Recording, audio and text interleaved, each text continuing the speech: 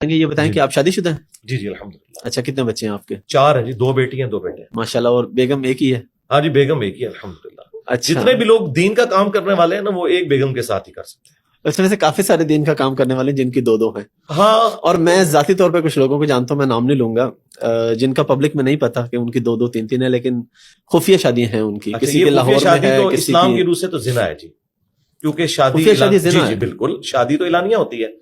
جامعہ ترمذی میں، سنن ابن ماجہ میں یہاں تک حدیث ہے کہ حلال اور حرام نکاح میں فرق گانے کا ہے، گانے کے ذریعے اناؤنسمنٹ.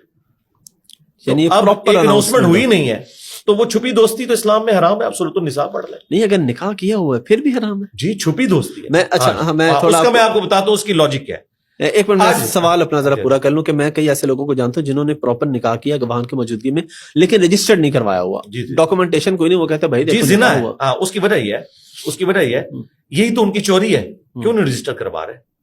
اور اس کا اینڈ رزلٹ یہ ہوگا کہ آج اگر ان کی ڈیتھ ہو جاتی ہے تو وہ جو بیوی جو چھپ کے انہوں نے کی ہے وہ وراثت میں حصہ لے گی؟ وہ تو قانونی طور پہ نہیں لے سکتی. تو قرآن نے تو وراثت کے احکامات بتائے ہیں، انہیں حدود اللہ بتایا ہے. تو ایسا شخص زندگی میں بھی حرام کر رہا ہے اور مرنے کے بعد بھی وہ قبر میں اللہ کے عذاب میں ہوگا کہ اس نے ایک ایسی بیوی چھوڑی ہے اور اس کے بچے کہ جو اس کی وراثت میں سے لے نہیں سکتے قانون. اس وجہ سے میرے بھائی یہ گواہ کیا ہے؟ یہ گواہ کیا؟ ان کے مریدین ہوتے ہیں اپنے. یہ تو صرف ایک لیپا پوتی والا کام کر رہے ہیں. آپ دیکھیں اس کی قانونی حیثیت کوئی نہیں ہے نا.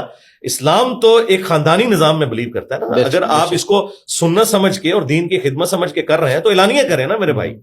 ہم نے تو دیکھا ہے کہ نبی صلی اللہ علیہ وآلہ وسلم نے بھی زندگی میں ایک ہی شادی کی ہے. یہ جو آپ کو بعد کی شادیاں نظر آتی ہیں نا وہ بالکل آپ کے آخری 8-9 سال کی ہے.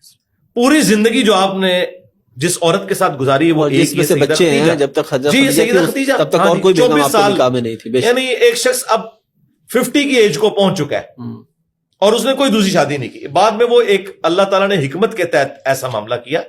ادروائز یہ نہیں ہم کہہ رہے کہ شادی جو ہے وہ دوسری کرنا حرام ہے، نہیں، دوسری تیسری چوتھی کی اجازت ہے لیکن حکم نہیں ہے. حکم یہ ہے کہ اگر انصاف نہ کر پاؤ تو ایک پر اکتفا کرو. یہ سورہ نساء کی واضح آیت ہے. تو انصاف یہ کرتے ہیں. سب سے بڑی بے انصافی تو یہ ہے کہ چھپا کے کی ہوئی ہے، اس کو اعلانیہ کیا ہوا ہے، اور ان کے جو ایسٹس ہیں وہ کس طرح ڈسٹریبیوٹ ہوں گے. تو یہ سراسر حرام کام ہے، اور یہ حرام ایسا ہے جو ختم ہی نہیں ہوگا، کیونکہ مر جائیں گے تو وراثت کا کیا بنے گا.